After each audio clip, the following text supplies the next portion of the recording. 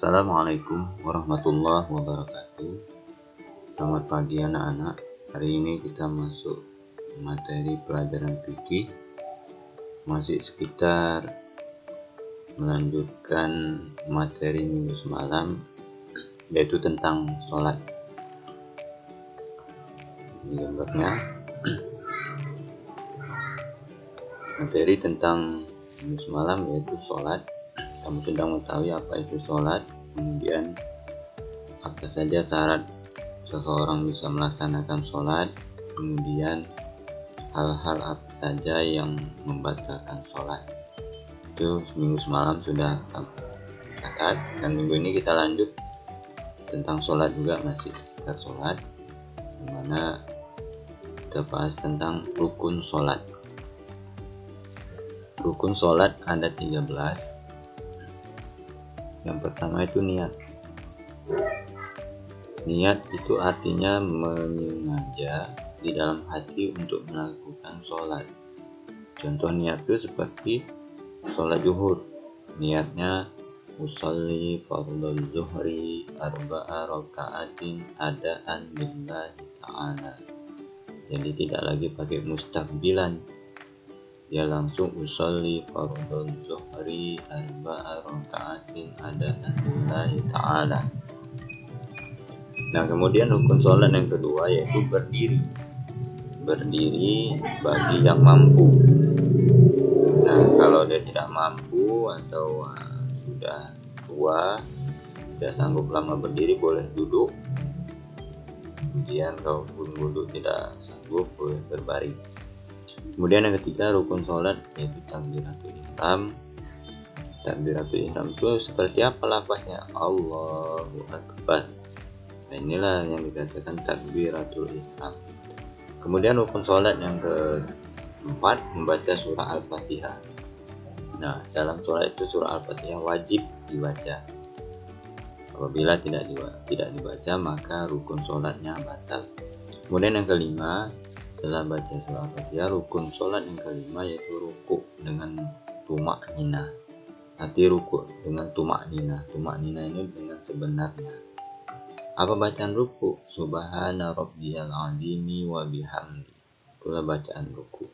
Kemudian rukun sholat yang keenam yaitu iktidal. Iktidal itu bangun dari ruku. Seperti bacaannya sami Allahu liman hamidah.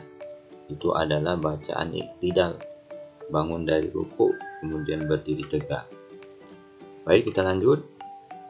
Sebelum kita lanjut rukun sholat yang ketujuh, di sini ada pertanyaan yang Bapak berikan kepada kamu. Bisa kamu jawab pertanyaan di bawah ini, yaitu dari soal nomor 1, 2, 3.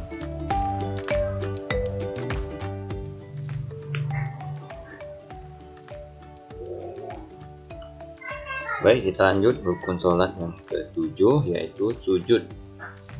Sujud dengan tumak nina. Sujud itu bacaannya subhana rabbiyal a'la wa bihamdi. 3 kali subhana rabbiyal a'la wa bihamdi. Subhana rabbiyal a'la wa bihamdi. Itulah bacaan sujud dalam sholat. Kemudian yang ke-8, duduk. Rukun sholat yang ke-8 duduk antara 2 sujud. Bacaannya Rabbighfirli warhamni wajburni warfa'ni warzuqni wahdini wa'afini wa'fu anni.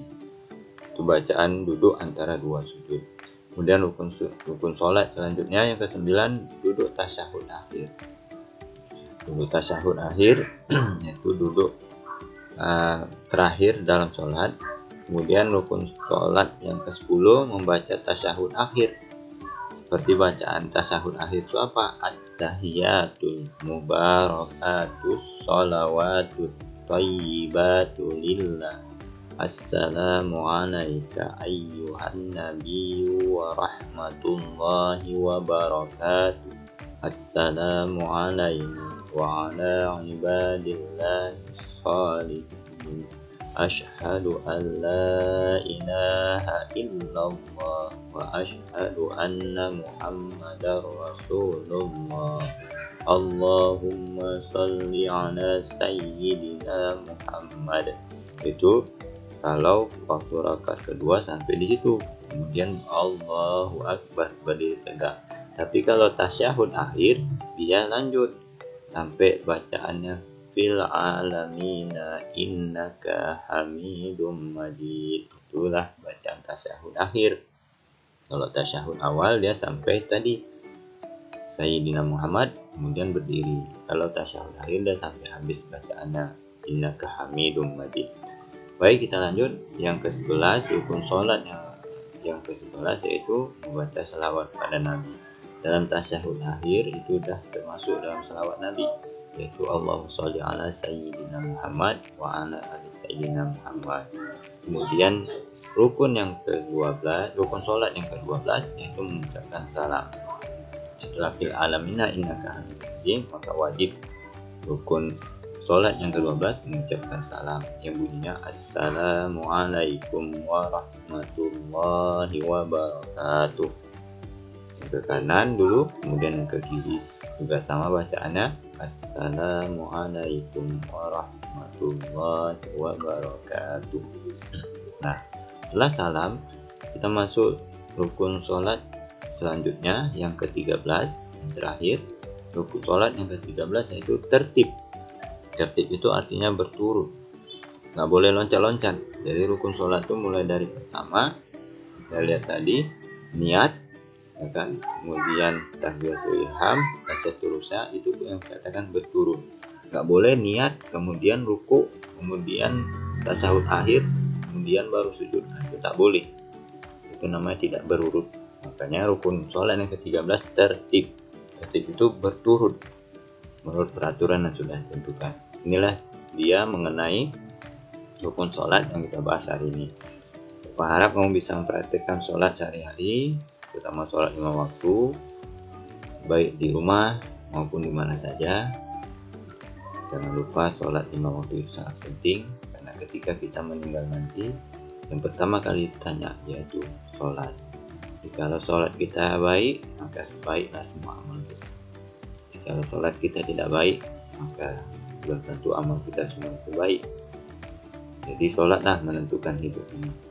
Tak ada hidup ini yang lebih nikmat kecuali sholat, beribadah kepada Allah.